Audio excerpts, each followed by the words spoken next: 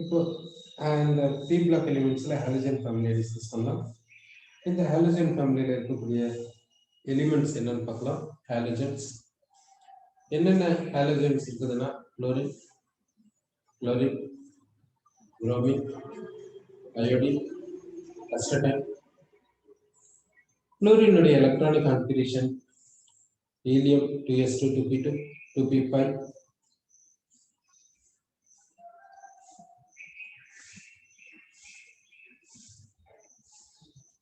Helium 2s2 2p5. Chlorine பார்த்தீங்கன்னா neon 3s2 3p5. புரோமினுக்கு argon. இங்கே டிஃப்ரென்ஸ் வரும், என்ன வரும்னா 3d டர்ன் இன்க்ளூட் ஆகும் 4s2 4p5. அயோடின் பார்த்தீங்கன்னா கிரிப்டான், எந்த ஒரு டிஃப்ரென்ஸ் இருக்காது, 3dக்கு பதிலாக 4d 5s2 5p5. அஸ்டடைன் வந்து xenon 4s14 5d10 6s2 6p5. இது அஸ்டடைன்.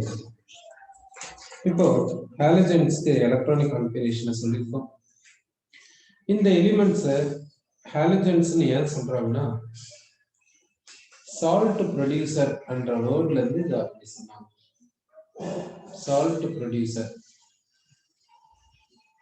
அதாவது இந்த ஹாலஜனுடைய ஹாலஜன்ன்றது கிரீக் வேர்டு. இந்த கிரீக் வேர்டுக்கு மீனிங் வந்து சால்ட் ப்ரொடியூசர். ஏன்னா இதெல்லாம் சால்ட்ஸ் வந்து எக்ஸிஸ்ட் ஆகுது. எத்தனையோ குளோரைட் சால்ட்ஸ் இருக்குது, எத்தனையோ புரோமைட் சால்ட்ஸ். சி வாட்டர்ல பாத்தீங்கன்னா chloride salt, bromide salt, iodide salt plenty இருக்குது, குளோரைட் சால்ட்ஸ். ஸோ அதனால இந்த சால்ட் ப்ரொடியூசர் என்ற வேர்டுக்கு கிரீக் வேர்டு என்னன்னா ஹாலஜன். அதை வச்சு இந்த எலிமெண்ட்ஸ் என்னன்னு சொல்றாங்கன்னா ஹாலஜன்ஸ் என்று சொல்றாங்க. சரி, இந்த ஹாலஜன்ஸ்க்கு சில ஜெனரல் பிசிக்கல் ப்ராப்பர்ட்டிஸை பார்க்கலாம். இந்த ஹாலஜன்ஸினுடைய என்ன எடுத்துக்கிறோன்னா எலக்ட்ரான் கெயின் என்தால்பி எடுத்துக்கணும். எலக்ட்ரான் கெயின் என்தால்பி இந்த எலிமெண்ட்ஸ்க்கு எப்படி இருக்கும் என்று பார்க்கலாம்.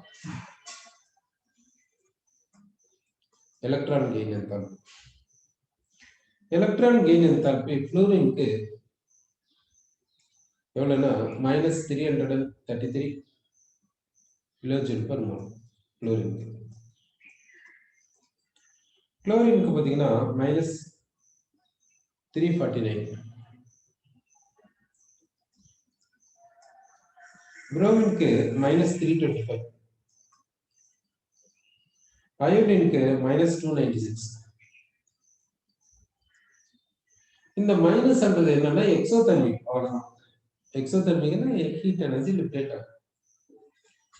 இந்த ஃப்ளூரின் எலக்ட்ரானை கெயின் பண்ணிக்கின்னு F- மாறும்போது, அதாவது ஃப்ளூரின் வந்து அட்டாமிக் ஸ்டேட்ல மோனோ அட்டாமிக் ஸ்டேட்ல இருந்து கேஸா எடுத்துக்கணும். இது எலக்ட்ரானை வாங்கிக்கிட்டு F- மாறுது. இந்த ப்ராசஸ்க்கு இவ்வளவு எனர்ஜி இன்வால்வ் ஆகுது, இவ்வளவு ஹீட் எனர்ஜி வந்து லிபரேட் ஆயிடும்.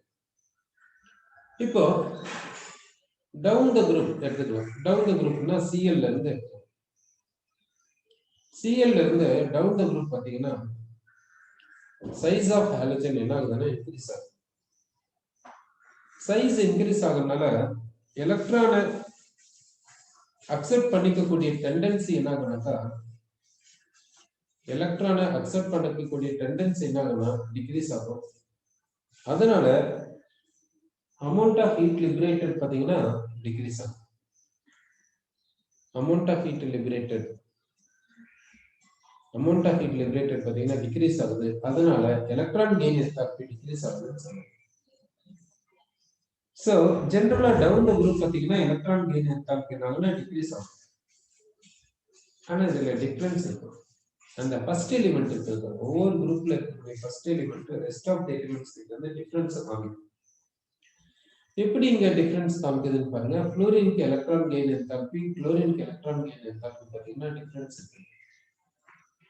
யாருக்கு அதிகமா இருக்குதுன்னா Clக்கு அதிகமா இருக்குது, ஃப்ளூரினுக்கு கம்மியா இருக்கு. இப்படி போனா எலக்ட்ரான் கெயின் என்தால்பி என்ன ஆகுதுன்னா இன்க்ரீஸ் ஆகுது.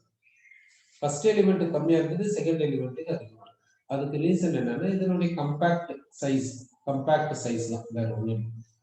கம்பேக்ட் சைஸா இருக்கனால இந்த இன்கமிங் எலக்ட்ரானிக் வரும்போது ரிப்பல்ஷன் டாமினண்டா இருக்குது. அதனால இந்த இடத்துல கம்மியா எனர்ஜி ரிலீஸ் ஆகுது இதை விட. இதே போலதான் ஆக்சிஜன் ஃபேமிலியில இருக்கும். இதே போல நைட்ரஜன் ஃபேமிலியில. ஆனா கார்பன் ஃபேமிலியில இப்படி இருக்காது. இந்த nitrogen family, nitrogen, oxygen, fluorine, இந்த 3 ஃபேமிலிஸ்ல தான் இது போல வரும். அடுத்து ஹைட்ரேஷன் என்தால்பி எப்படி இருக்கும் என்றதை பார்க்கலாம். இப்போ ஹைட்ரேஷன் என்தால்பி வேணும்னா என்ன செய்யணும்னா F- எடுத்துக்கலாம். இந்த F- கேஸ் வாட்டர்ல சேர்ந்து F- ஹைட்ரேட்டடா மாறும். ஹைட்ரேட்டட் F-, இதுக்கு டெல்டா H எவ்வளவு பார்க்கலாம். இதுக்கு ஹைட்ரேஷன் என்தால்பி எவ்வளவுன்னு பார்த்தீங்கன்னா -515 kilojoule per mole. -515 kilojoule per mole hydration enthalpy.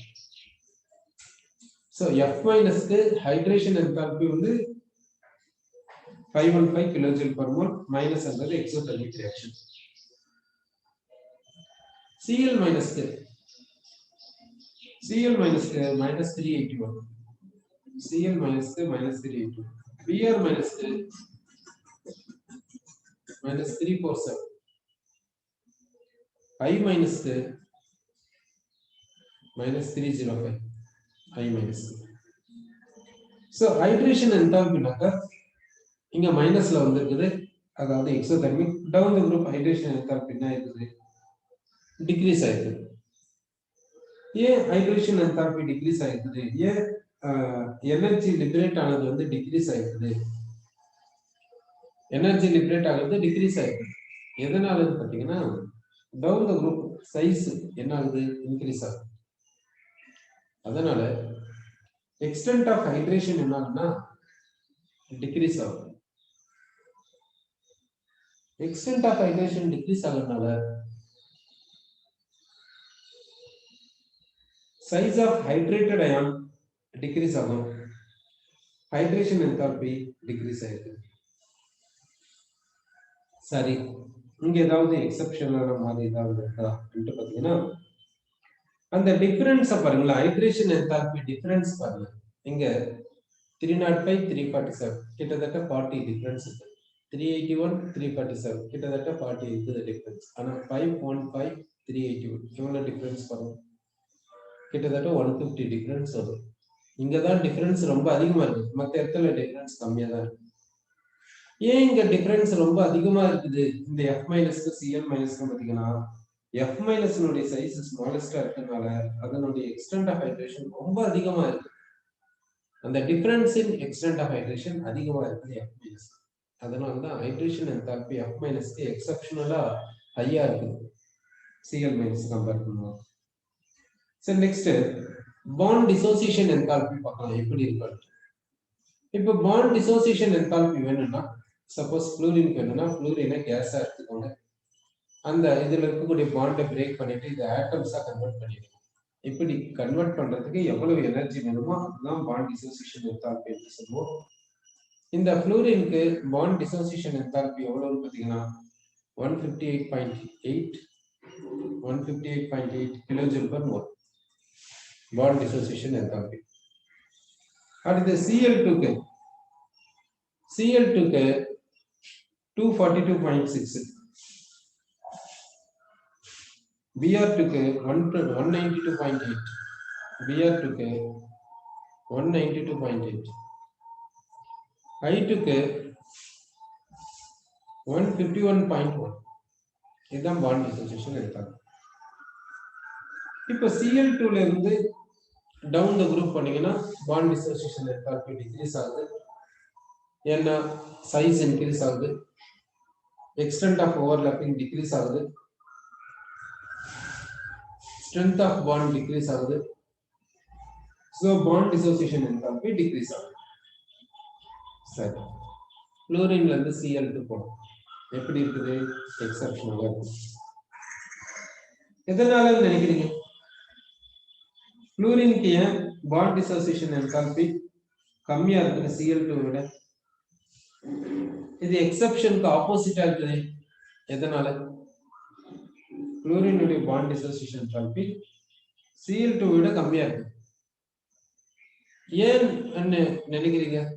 பாத்தீங்கன்னா ஃப்ளூரின்ல வந்து பாத்தீங்கன்னாக்கா லோன் பேர் ரிபல்ஷன் வந்து டாமினண்டா இருக்கும்னா தான் அது போல சொல்லுவாங்க. அதாவது இப்படி லோன் பேர்ஸ் இருக்கும் ஃப்ளூரின் கிட்ட. Cl2 கிட்டே இதே மாதிரி தான் லோன் பேர்ஸ் இருக்கு. இப்போ இதுல இருக்கக்கூடிய ஒவ்வொரு பாண்டிங் ஆட்டம் கிட்டையும் பாத்தீங்கன்னா same number of lone pairs தான். ஃப்ளூரின் கிட்ட எப்படி 3 லோன் பேர்ஸ் இருக்குது அதே மாதிரி தான் Cl கிட்ட. ஆனா ஃப்ளூரினுடைய கம்பாக்ட் சைஸ்னால இந்த லோன் பேர் ரிபல்ஷன் எக்ஸெப்ஷனை விட, அதாவது எக்ஸ்பெக்டடை விட அதிகமா இருக்கிறதுனால பாண்ட் டிசோசியேஷன் என்தால்பி எப்படி இருக்குதுன்னா எக்ஸ்பெக்டடை விட கம்மியா இருக்குது. அதாவது எப்படி நினைக்கிறோம்னா Cl2 விட அதிகமா இருக்குன்னு நினைக்கிறோம், ஆனா Cl2 விட கம்மியா இருக்கும். அதுக்கு ரீசன் வந்து லோன் பேர் ரிபல்ஷன்னால தான். இதே போலதான் Cl2லயே லோன் பேர் ரிபல்ஷன் இருக்குது. ஆனா இங்க இந்த ஃபேக்டர் டாமினண்டா ப்ளே பண்றதுனால இங்க பாண்ட் டிசோசியேஷன் என்தால்பி F2க்கு கம்மியா இருக்குது Cl2 விட.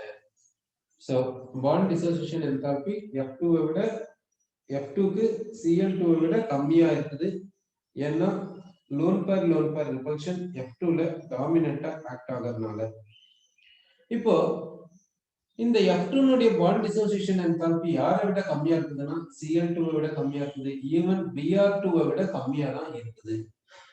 அப்போ பாண்ட் டிசோசியேஷன் என்தால்பி ஆர்டர் பாத்தீங்கன்னா Cl2 greater than Br2 greater than F2 greater than I2. அப்படின்னா F2னுடைய பாண்ட் டிசோசியேஷன் என்தால்பி Cl விட கம்மியா இல்ல, ஈவன் Br விட கம்மியா இருக்குது அப்படின்ட்டு இங்க சொல்றோம். பாண்ட் டிசோசியேஷன் என்தால்பி இப்படி சொல்றோம். அடுத்து வந்து இந்த ஹாலஜன்ஸ்க்கு மெல்டிங் பாயிண்ட் எப்படி இருக்குன்னு பார்க்கலாம். இந்த ஹாலஜன்ஸ்னுடைய மெல்டிங் பாயிண்ட் எடுத்துக்கலாம். மெல்டிங் பாயிண்ட் F2க்கு எப்படி இருக்குது பாத்தீங்கன்னா F2னுடைய மெல்டிங் பாயிண்ட் எவ்வளவுனாக்கா 84.9 கெல்வின். F2னுடைய மெல்டிங் பாயிண்ட். Cl2க்கு 239.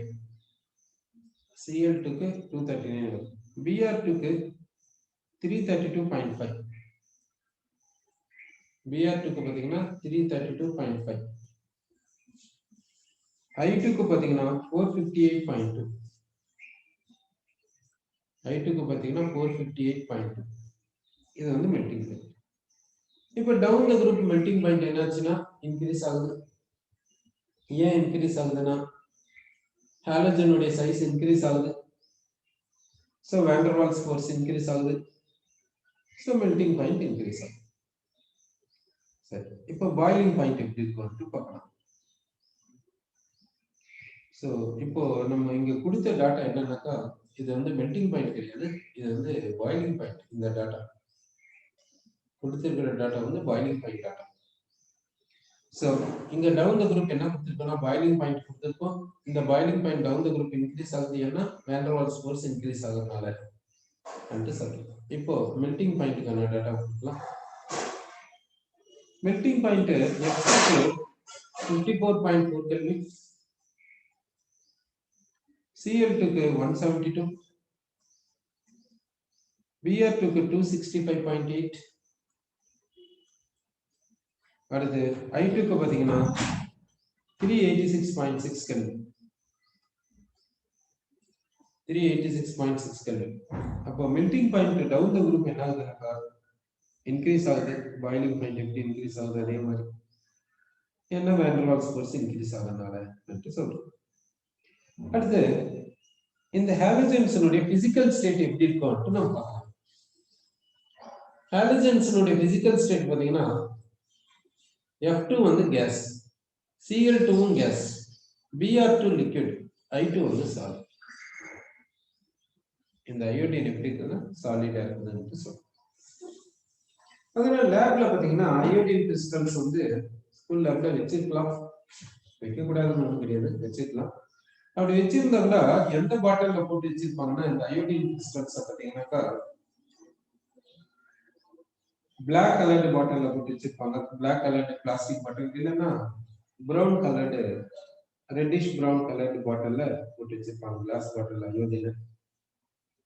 அடுத்து இந்த அயோடின் பார்க்கறதுக்கு எப்படி இருக்குன்னு பாத்தீங்கன்னா, தூரத்துல இருந்து பார்க்கறதுக்கு பிளாக்கா இருக்கிற மாதிரி இருக்கும். ஆனா வயலட் கலர்டு கிறிஸ்டல்ஸ் அயோடின் என்றது. புரோமின் என்றது எப்படி இருக்குன்னா லிக்விடா இருக்கும், ரெட்டிஷ் பிரவுனா இருக்கும். எப்படி நைட்ரஜன் டை ஆக்சைடு கலர் இருக்கோ அதே போலதான் இந்த புரோமினுடைய கலர் இருக்கு. இந்த புரோமினும் நைட்ரஜன் டை ஆக்சைடுக்கும் கலர் வந்து சேமா இருக்கும். புரோமினுக்கு என்ன சொல்லுவோம், ரெட்டிஷ் பிரவுன் சொல்லுவோம். நைட்ரஜன் டை ஆக்சைடும் ரெட்டிஷ் பிரவுன் தான் சொல்லுவோம்.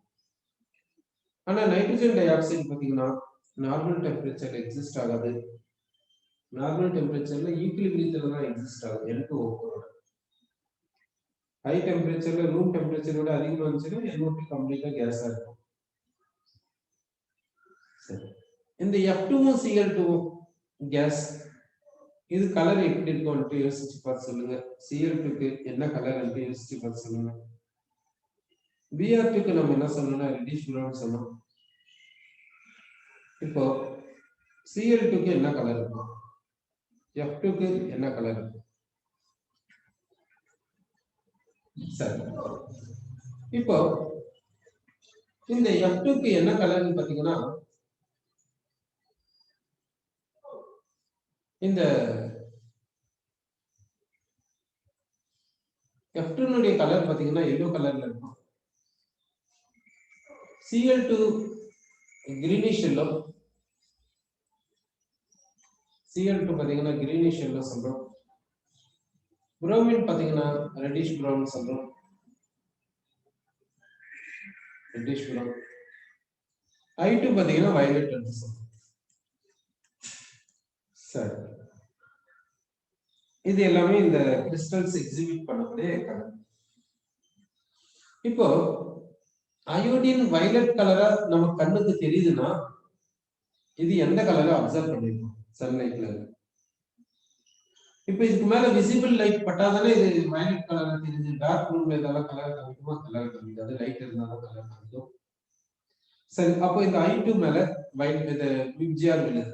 இந்த I2 மேல என்ன விழுதுன்னா விப்ஜிஆர் விழுதுன்னு வச்சுக்கலாம். சோ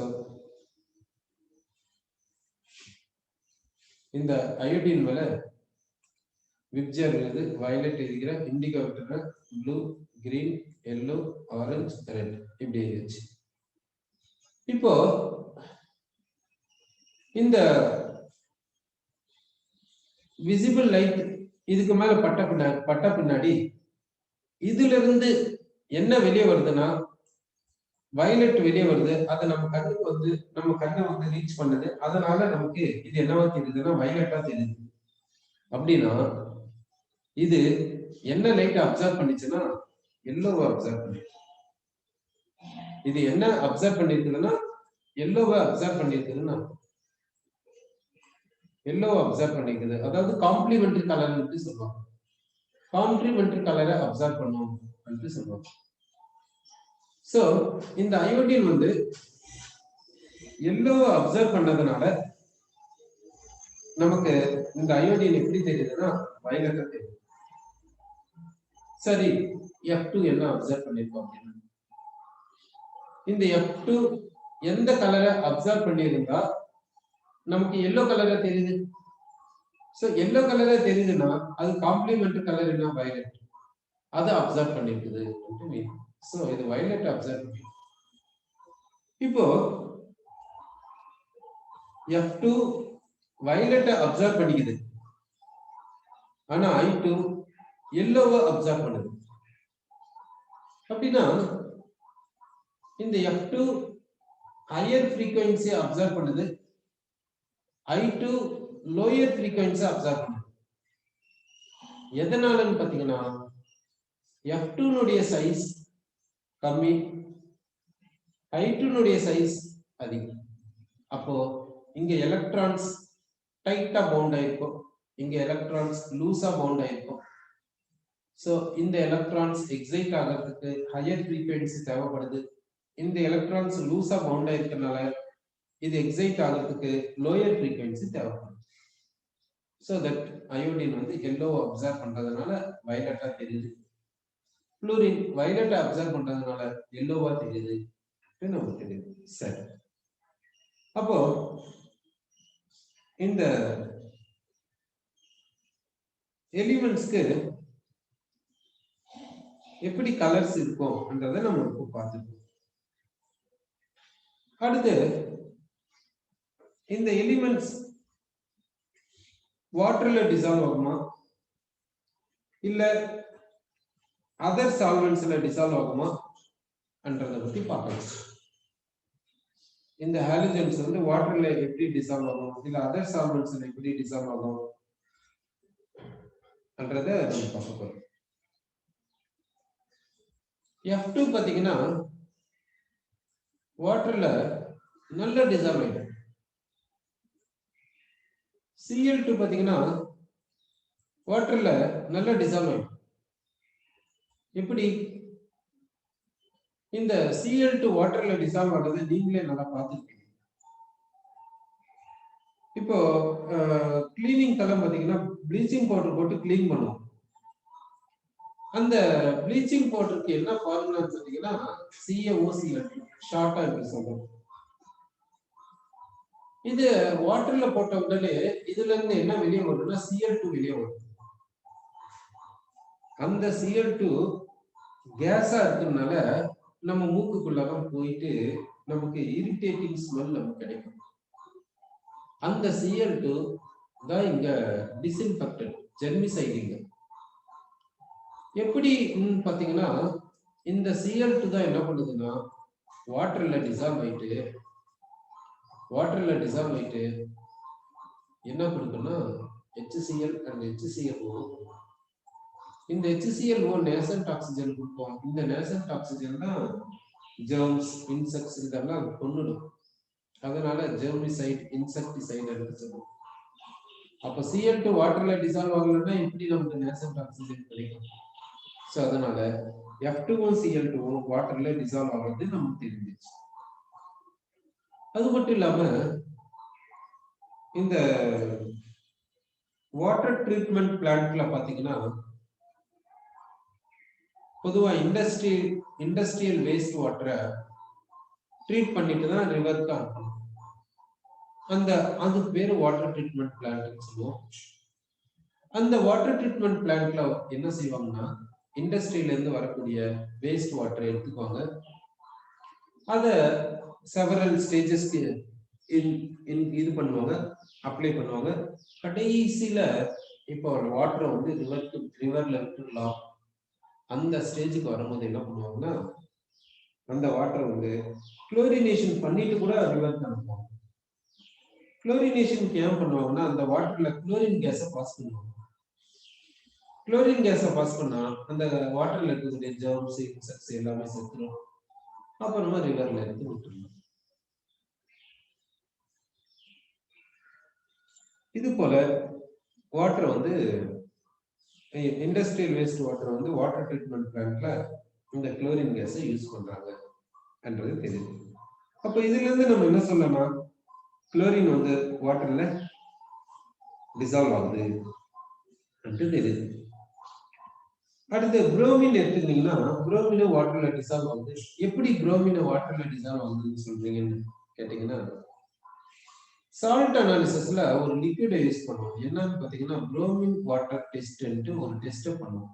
சால்ட் அனாலிசிஸ்ல ஒரு சால்ட் கொடுத்துட்டு அதுல என்ன கேட்டையான் இருக்குது என்ன அனியான் இருக்குதுன்னு அதான் சால்ட் அனாலிசிஸ் வந்து சொல்லுவோம். அந்த சால்ட் அனாலிசிஸ்க்கு என்ன செய்வாங்கன்னா புரோமின் வாட்டர் டெஸ்ட்னு ஒண்ணு. அதுல அந்த டெஸ்ட்ல என்ன யூஸ் பண்ணுவாங்கன்னா புரோமின் வாட்டரை யூஸ் பண்ணுவாங்க. புரோமின் வாட்டர்னால தெரிஞ்சிச்சுல புரோமினை வாட்டர்ல மிக்ஸ் பண்ணிக்கிட்டு. சோ அப்போ புரோமின் வந்து வாட்டர்ல டிசால்வ் ஆகுது. அதே போல அயோடின் எடுத்துக்கிறோம்.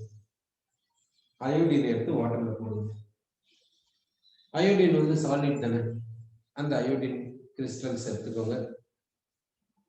இந்த வாட்டர்ல ஆட் பண்ணுங்க. என்ன ஆகும்னு பாத்தீங்கன்னா இந்த அயோடின் வந்து எப்படி சால்ட்ஸ்ல சில சால்ட்ஸ் வந்து இன்சாலுபிள் சால்ட்ஸ்ல வருது. சில சால்ட்ஸ் என்னன்னு சொல்லுவோம் சாலுபிள் சால்ட்ஸ், சில சால்ட்ஸ் ஸ்பேரிங்லி சாலுபிள் சால்ட்ஸ், சில சால்ட்ஸ் என்னன்னு சொல்லுவோம்னா இன்சாலுபிள் சால்ட்ஸ் அப்படின்னு சொல்லுவோம். அந்த மாதிரி இந்த அயோடின் இது என்ன பண்ணுன்னா வாட்டர்ல டிசால்வ் ஆகும். இந்த அயோடின் வந்து வாட்டர்ல டிசால்வ் ஆகுது. இதுக்கு சாலிபிலிட்டி எப்படி இருக்குன்னா ரொம்ப ரொம்ப கம்மியா இருக்கும். சார் இதை டிசால்வ் பண்ண வைக்கிறதுக்கு என்ன செய்யணும் பாத்தீங்கன்னா கொஞ்சம் பொட்டாசியம் அயோடைட் கிறிஸ்டல்ஸ் ஆட் பண்ணணும். பொட்டாசியம் அயோடைட் வந்து சாலிட் கலர்லெஸ். இதை வாட்டர்ல ஆட் பண்ணுங்க, உடனே பொட்டாசியம் அயோடைட் டிசால்வ் ஆகும். ஏன் டிசால்வ் ஆகுது? இதுக்கு அயானிக் நேச்சர் அதிகம், இது அயானிக் காம்பவுண்ட், அதனால டிசால்வ் ஆச்சு. டிசால்வ் ஆயிட்டு என்ன பண்ணுது? K plus ions I minus ions கொடுக்கும். இப்போ பொட்டாசியம் அயோடைடு வாட்டர்ல ஆட் பண்ண உடனே அது டிசால்வ் ஆயிட்டு potassium ions I minus ions கொடுக்குது. இது பொட்டாசியம் அயோடைடு ஆட் பண்ண மறுகணமே என்ன ஆகும்னா இந்த I2 கிறிஸ்டல்ஸ் டிசால்வ் ஆகும். ஏன் டிசால்வ் ஆகுது I2 கிறிஸ்டல்ஸ்? எதனால பாத்தீங்கன்னா காம்ப்ளெக்ஸ் ஃபார்ம் ஆகுது. இங்க ஃபார்ம் ஆன காம்ப்ளெக்ஸ் என்ன பாத்தீங்கன்னாக்கா K plus I3 minus அந்த காம்ப்ளெக்ஸ் ஃபார்ம் ஆச்சு. இது வந்து காம்ப்ளெக்ஸ். இந்த காம்ப்ளெக்ஸ் வந்து வாட்டர்ல குவைட் சால்யுபிளா இருக்கு. சோ இந்த அயோடின் வாட்டர்ல டிசால்வ் ஆகிறதுக்கு என்ன செய்யணும்னா பொட்டாசியம் அயோடைடு ஆட் பண்ணணும். இந்த அயோடின் வாட்டர்ல டிசால்வ் ஆகிறதுக்கு நம்ம என்ன ஆட் பண்றோம்னா பொட்டாசியம் அயோடைடு ஆட் பண்றோம். இந்த பொட்டாசியம் அயோடைடு என்ன பண்ணுதுன்னா அயோடினை காம்ப்ளெக்ஸா மாத்திது. சோ அதனாலதான் அயோடின் வாட்டர்ல டிசால்வ் ஆகுது சொல்றோம். இங்க ஃபார்ம் ஆன காம்ப்ளெக்ஸ் வந்து KI3. இதுல கேஷியம் K plus ஆனியன் வந்து I3 minus. இந்த I3 minus ஆனியன்ல நெகட்டிவ் சார்ஜ் யார் கிட்ட இருக்குதுன்னா சென்ட்ரல் ஆட்டம் அயோடின் கிட்ட இருக்கு. இந்த I3 minus க்கு ஷேப் பாத்தீங்கன்னா லீனியர், ஜியோமெட்ரி பாத்தீங்கன்னா ட்ரைகோனல் பைபிரமிட். எப்படி ஜியோமெட்ரி ட்ரைகோனல் பைபிரமிட்? ஹைபிரிடைசேஷன் பாத்தீங்கன்னா சென்ட்ரல் ஆட்டம்க்கு sp3d ஹைபிரிடைசேஷன். எப்படி வருதுன்னு பாத்தீங்கன்னாக்கா அயோடின் மாலிகுல நம்ம இப்படி எழுதிக்கலாம். அயோடின் மாலிகுல இருக்கக்கூடிய அயோடின் ஆட்டம்ஸ் கிட்ட 3 லோன் பேர்ஸ் இருக்கும். இந்த அயோடின் மாலிகுல் இங்க I மைனஸ் ஆட் பண்ணிக்கோ, அந்த I மைனஸ் எழுதிக்கலாம். இந்த I மைனஸ் கிட்ட பாத்தீங்கன்னா 4 லோன் பேர்ஸ் இருக்கும். இப்போ என்ன ஆகுதுன்னா இந்த I மைனஸ் வந்து லோன் பேரை இந்த அயோடினுக்கு கான்ட்ரிபியூட் பண்ணுது. அப்போ இந்த அயோடின் என்ன பண்ணுதுன்னா வேக்கன்ட் ஆர்பிட்டால கான்ட்ரிபியூட் பண்ணுது. அப்போ இந்த ஐக்கும் I மைனஸ் இடையில என்ன ப்ரொடியூஸ் ஆகுதுன்னா டேட்டிவ் பாண்ட் ப்ரொடியூஸ் ஆகுது. டேட்டிவ் பாண்ட் இப்படி ப்ரொடியூஸ் ஆகுது. இந்த I கிட்ட பாத்தீங்கன்னா இப்போ 3 லோன் பேர்ஸ் இருக்கும். இந்த சென்ட்ரல் ஆட்டம் I கிட்ட எல்லா I கிட்டயும் 3 லோன் பேர்ஸ் இருக்கும். எல்லா அயோடின் கிட்டயும் இந்த I3 மைனஸ்ல இருக்கக்கூடிய ஒவ்வொரு அயோடின் ஆட்டம் கிட்டயும் 3 லோன் பேர்ஸ் இருக்கு. அடுத்து இந்த டேட்டிவ் பாண்டை நார்மல் கோலன் பாண்டா கொடுக்கலாம். டேட்டிவ் பாண்டை நார்மல் கோலன் பாண்டா கொடுக்கும்போது என்ன ஆகும்னா பார்பிள் சார்ஜஸ் கொடுக்கணும். என்ன ஆகும்னா இது வந்து 0வா மாறிடும். இங்க வந்து என்ன ஆகும்னா -1 வந்துடும். சோ இங்க சார்ஜ் வந்து 0, இங்க சார்ஜ் பாத்தீங்கன்னா -. சோ இந்த I3 மைனஸ்ல சென்ட்ரல் ஆட்டம் அயோடின் கிட்ட தான் நெகட்டிவ் சார்ஜ் இருக்குது. இப்போ இந்த பாண்ட் பேருக்கும் இந்த பாண்ட் பேருக்கும் இடையில இருக்கக்கூடிய ஆங்கிள் வந்து 180 டிகிரியா இருக்கிறதுனால இந்த ஷேப் வந்து லீனியர். இங்க 3 loan purse 2 sigma bond purse இருக்கிறதுனால இந்த சென்ட்ரல் ஆட்டம் அயோடினுக்கு sp3d ஹைபிரிடேஷன். அடுத்து இதுக்கு ஷேப் என்னன்னு பாத்தீங்கன்னா ட்ரைகோனல் பைபிரமிட். அதாவது ஜியோமெட்ரி ட்ரைகோனல் பைபிரமிட் இருக்குது, ஜியோமெட்ரியா சொல்லுவோம்.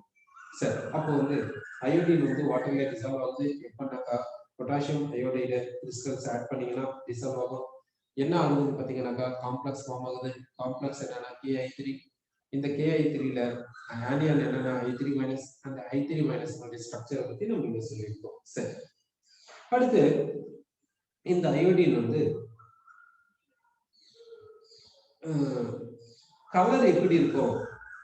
இப்போ வாட்டர்ல டிசால்வ் ஆச்சுல்ல, இந்த அயோடின் வந்து வாட்டர்ல டிசால்வ் ஆச்சு. வாட்டர்ல டிசால்வ் ஆன முன்னாடி இதுக்கு எப்படி கலர் இருக்கும் பாத்தீங்கன்னா அந்த சொல்யூஷனுடைய கலர் எப்படி இருக்கும்னு பாத்தீங்கன்னா நீங்க இதை யூஸ் பண்ணிருப்பீங்க, டின்ச்சர் ஆஃப் அயோடினை யூஸ் பண்ணிருப்பீங்க. சப்போஸ் ஏதாவது பொண்ணுங்கன்னு பட்டுச்சுன்னு வச்சுக்கோங்களேன், டின்ச்சர் எடுத்து தடவாங்கல்ல, டின்ச்சர் ஆஃப் அயோடின் சொல்லுவாங்க.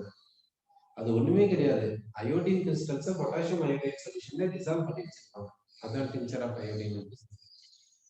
அதுக்கு என்ன கலர்னு உங்களுக்கே தெரியும். அப்போ அயோடினை வாட்டர்ல டிசால்வ் பண்ண என்ன கலர் வரும்னு நீங்களே சொல்லலாம். சரி, அப்போ இதுல இருந்து என்ன சொல்றேன்னா அயோடினை வாட்டர்ல டிசால்வ் பண்ணிட்டு அதுல பொட்டாசியம் ஹைட்ரேட் கிறிஸ்டல்ஸ் ஆட் பண்ணீங்கன்னா அயோடின் டிசால்வ் ஆயிடுன்னு சொல்றோம். ஸோ அதனால நம்ம என்ன சொல்றோம்னாக்கா, இப்போ இது கலர் வந்து ப்ரௌன் கலர் என்று சொல்லலாம். எப்படி டிங்சர் ஆஃப் அயோடின் வந்து ப்ரௌன் கலர்ல இருக்குதோ அது போல இதனுடைய கலரும் ப்ரௌன் கலர் என்று சொல்லலாம். ஓகே, அடுத்து வந்து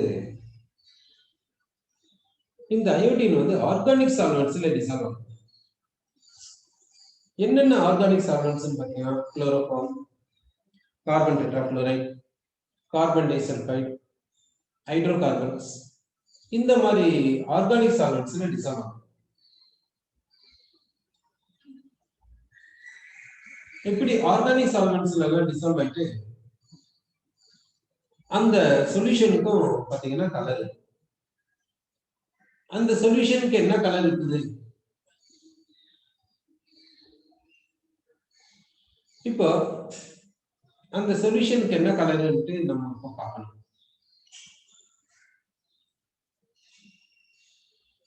இப்போ ஆர்கானிக் சால்வெண்ட்ஸ்ல ரெண்டு விதமான சால்வெண்ட்ஸ், ஏதாவது என்னென்ன சால்வெண்ட்ஸ் இருக்குதுன்னா, ஒண்ணு வந்து போலார் சால்வெண்ட்ஸ் இருக்குது, அடுத்து வந்து நான் போலார் சால்வெண்ட்ஸ் இருக்குது. நான் போலார் சால்வெண்ட்ஸ் இருக்குது. அடுத்து அன்சாச்சுரேட்டட் ஹைட்ரோகார்பன்ஸ் இருக்குது. அன்சாச்சுரேட்டட் ஹைட்ரோகார்பன்ஸ் இருக்குது. சால்வெண்ட்ஸ் இது போல நம்ம எடுத்தாச்சு. அடுத்து நான் ஆக்வஸ் சால்வெண்ட்ஸ். நான் ஆக்வஸ் சால்வெண்ட்ஸ்னா வாட்டர் இல்லாம, அதாவது ஆர்கானிக் சால்வெண்ட்ஸ் கூட சொல்லிடலாம். நான் ஆக்வஸ் சால்வெண்ட்ஸ்னா வாட்டர் கிடையாது அப்படின்னா ஆர்கானிக் சால்வெண்ட்ஸ், இது போல சொல்லிடலாம். இப்போ இந்த சால்வெண்ட்ஸ்ல எல்லாம் அயோடின் டிசால்வ் ஆகுச்சுன்னா, அயோடின் டிசால்வ் ஆகும், என்ன கலரை கொடுக்கும் பாத்தீங்கன்னா, அயோடின் இந்த சால்வெண்ட்ஸ்ல டிசால்வ் ஆயிட்டு பிரவுன் கலரை கொடுக்குது. இதுலயும் பிரவுன் கலரை கொடுக்குது. அதாவது எப்படி வாட்டர்ல டிசால்வ் ஆயிட்டு பிரவுன் கலரை கொடுக்குதோ அதே போலதான் இங்கேயும் கொடுக்குது. அயோடின் வாட்டர்ல டிசால்வ் ஆகுதுன்னா கொஞ்சம் பொட்டாசியம் ஹைட்ரேட் ஆட் பண்ணிட்டா இது போல பிரவுன் கலர் கிடைக்குது. அதே மாதிரி இந்த பிரவுன் கலர் இங்கேயும் பிரவுன் கலர் கிடைக்குது. அடுத்து இந்த இடத்துல நான் போலார் சால்வெண்ட்ஸ்ல டிசால்வ் வச்சுன்னா என்ன கலர் கொடுக்குது பாத்தீங்கன்னா, இங்க வயலட் கலர் கொடுக்குது, இங்கேயும் பாத்தீங்கன்னா வயலட் கலர் கொடுக்குது. அதாவது இது வந்து என்னன்னு சொன்னோம்னா ஜென்ரலா நம்ம சொல்லியிருக்கோம், ஆனா பர்டிகுலரா இப்படி போகும்போது இப்போ வந்து பாத்தீங்கன்னா அன்சாச்சுரேட்டட் ஹைட்ரோ கார்பன்ஸ் சொன்ன முன்னாடி இதை ஆக்வஸ் சொல்லக்கூடாது, இல்ல நான் ஆக்வஸ் சால்வெண்ட் தான் சொல்லணும். இது நான் ஆக்வஸ் சால்வெண்டா இருந்தாலும் என்ன கலர் இருக்கு? பிரவுன் கலர் தான். அதனால இப்படி ஜென்ரலா சொல்லிட முடியாது, இப்படி இது மாதிரி ஜென்ரலா சொல்லிட முடியாது. அதாவது ஜென்ரலா ஆக்வஸ் சால்வெண்ட்ஸ்னா பிரவுன் கலர், நான் ஆக்வஸ் சால்வெண்ட்ஸ்னா வயலட் கலர். ஸ்பெசிபிக்கா போகும்போது இந்த மாதிரி போலார் சால்வெண்ட் தான் பிரவுன் வருது, அன்சாச்சுரேட்டட் ஹைட்ரோ கார்பன்ஸ் எல்லாம் பிரவுன் வருது, நான் போலார் சால்வெண்ட் தான் வயலட் வருது. இப்போ அன்சாச்சுரேட்டட் ஹைட்ரோ கார்பன்ஸ்னா இதுக்கு எப்படி இருக்கும்? இதுக்கு இதுவும் நான் போலாரா கூட இருக்கலாம், சொல்ல முடியாது. இதுக்கு போலாரிட்டி இருந்தாலும் இருக்கலாம், இல்லாம இருக்கலாம், சொல்ல முடியாது, அது வேற இருக்கு.